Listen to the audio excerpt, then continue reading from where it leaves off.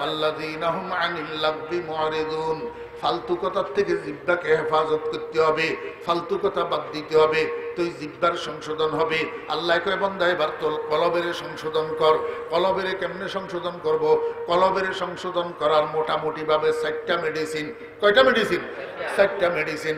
1 নম্বর মেডিসিনের নাম তেলাওয়াতে কোরআন। 1 নম্বর মেডিসিনের নাম কালা কাসরাতু যিকরিল মাউতি ওয়া তিলাওয়াতিল কোরআন। 2 নম্বর মেডিসিনের নাম যিকরুল্লাহ। লিকুল্লি শাইইন সাকালাতুন ওয়া সাকালাতুল কুলুবি যিকরুল্লাহ। 3 নম্বর মেডিসিনের নাম যিকরুল মাউত। আকসিরু যিকরা হাযিমিল লাযাতিল মাউত। মৃত্যুর স্মরণ, মৃত্যুর স্মরণের দ্বারাই কলব পরিষ্কার হয়। 3 নম্বর মেডিসিনের নাম জিয়ারাতুল কুবুর। কবর জিয়ারত করা। ফাইন্নাহা তুজাহিদুকুম আনিদ দুনিয়া ওয়া তুযাক্কিরুকুমুল আখিরা। বুঝি থাকলে বলেন না, কলবকে সংশোধন করার মেডিসিন কয়টা? 4টা। 1 নম্বর মেডিসিনের নাম তেলাওয়াতে কোরআন। 2 নম্বর মেডিসিনের নাম আল্লাহর জিকির। 3 নম্বর মেডিসিনের নাম মৃত্যুর স্মরণ। 4 নম্বর মেডিসিনের নাম কবরের জিয়ারত। কয়টা মেডিসিন? 4টা। ও ভাইরা, আল্লাহ কয় বান্দা এই 4টা মেডিসিন দিয়া তোর কলবের সংশোধন কর। এরপরে আল্লাহু আকবার, আর একটা অঙ্গ আছে, সেই অঙ্গটার নাম হলো লজ্জাস্থান। এই লজ্জাস্থানটাকে সংশোধন কর। কেমনে সংশোধন করবি? আল্লাহ কয় ওয়াল্লাযীনা হুম লিফুরুজিহিম হাফিজুন। তোমার লজ্জাস্থানের কেমনে হেফাজত করবা?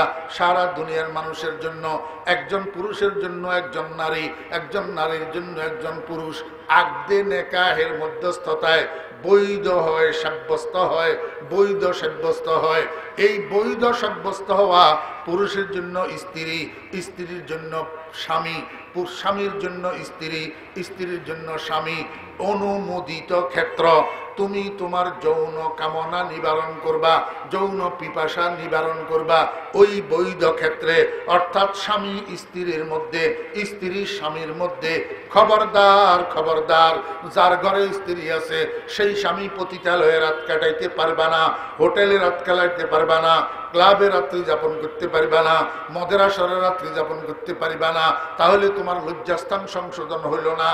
আর যে সমস্ত স্ত্রীদের স্বামী আছে কাজে কাজে বাইরে বাইরে ঘুরে, খবরদার, এই সমস্ত স্ত্রীরা স্বামী ছাড়া অন্য কোনো বেগানা পুরুষের সাথে ফষ্টি নষ্টি করতে পারবে না, মিষ্টি মিষ্টি কথা বলতে পারবে না, নিজের যৌবনকে তাদের দ্বারায় ব্যবহার করাইতে পারবে না।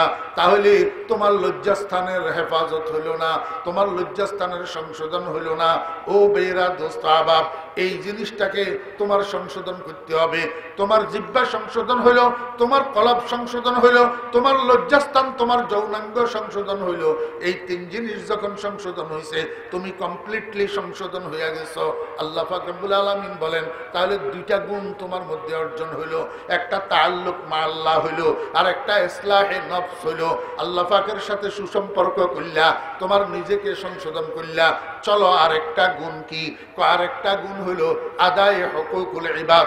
তুমি যেখানে, যেই জায়গায়, যেই এলাকায়, যেই সমাজে, যেই গ্রামে, যেই থানায়, যেই জেলায় তুমি জীবন যাপন করো, সেখানে তোমার জীবন যাপনের সাথে ফ্যামিলিগতভাবে রিলেটেড, সামাজিকভাবে রিলেটেড, অর্থনৈতিকভাবে রিলেটেড, পলিটিক্যালি রিলেটেড, যত রকমে তোমার জীবন যাপনে সম্পৃক্ত মানুষেরা আছে, এই মানুষগুলার কোনো অধিকার, এই মানুষগুলার কোনো পাওনা, এই মানুষগুলার কোনো হক যদি তোমার উপরে থাকে, মরার আগে পরিশোধ করিয়া মরবি, না হলে জান্নাতের সুগন্ধিও পাবি না, জান্নাতের ওয়ারিশ হতে পারবি না। আমার ভাইরা মুস্তাহাব, রব্বুল আলামিনকে জিজ্ঞেস করলাম, মাওলাই কারীম, আমি আর দুনিয়ার মানুষের কোনো অধিকার আমার উপরে থাকবে না, কোনো পাওনা আমার উপরে থাকবে না, কোনো হক আমার উপরে থাকবে না, আমি এমন ভাবে মরতে চাই, তাহলে আমার কি করতে হবে? আল্লাহ কয়, ওয়াল্লাযীনা হুম লিআমানাতিহিম ওয়া আহদিহিম রাউন। তুমি 2টা জিনিসকে সংরক্ষণ করার চেষ্টা করো, 2টা জিনিস নষ্ট করিও না, 2টা জিনিসের হেফাজত করো। একটার নাম আমানত, আর একটার নাম ওয়াদা। একটার নাম আমানত, আর একটার নাম ওয়াদা। ও বেরা দোস্ত আবাব, দোকানদারের দোকানের থেকে 500 টাকার সদাই বাকি করলেন, সদাইটা আপনি নিয়ে গেছেন, কিন্তু 500 টাকা আপনি তাকে দেন নাই, বললেন আগামী সোমবারে দিবেন। এখন এই আগামী সোমবারে যে দিবেন বলছেন, এখানে দুইটা জিনিস আছে। একটা হলো আগামী সোমবার পর্যন্ত তার 500 টাকা আপনার কাছে আমানত রইল, আর সোমবারে যে দিবেন বলছেন এটা তার সাথে আপনি ওয়াদা করলেন। এখন এই দুইটা জিনিস, একটা আমানতের হেফাজত করবেন, যদি আমানতের হেফাজত করতে হয় তাহলে তার পাওনা টাকা তাকে পরিশোধ করতে হয়, যদি ওয়াদা রক্ষা করতে হয় তাহলে সোমবার পর্যন্ত তার টাকা তাকে দিয়া দিতে হয়। যদি সোমবারে তার পাওনা তাকে পরিশোধ করেন তাহলে আমানতেরও হেফাজত হলো, ওয়াদাও হেফাজত হলো। আর যদি না দেন তাহলে আমানত ভঙ্গ হলো, ওয়াদাও ভঙ্গ হলো।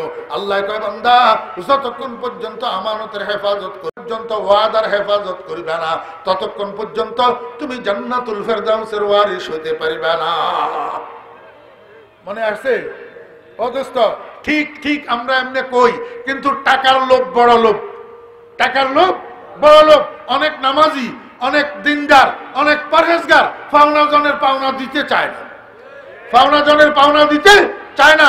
পাওনা জনের পাওনা দেওয়ার প্রশ্ন আসলে তখন চলচাতুরি করি, এদিক সেদিক গোরতা মারে, না দিয়া না দিয়া পাইলে মনে করে বাঁচি গেলাম, আসলে বাঁচস নাই হতভাগা। আরেকজনের হক তোর কাছে আছে, তুই মনে করিস এটা কিয়ামতের ময়দানে পাই টু পাই আদায় করতে হবে। এখানে যদি আদায় করি গেলি তো বাঁচি গেলি, যদি এখানে আদায় না করে গেলি তো ধরা খেলি। বুঝছেন না বুঝেন না? আল্লাহ পাক আমাদেরকে বুঝার এবং আমল করার তৌফিক দান করেন।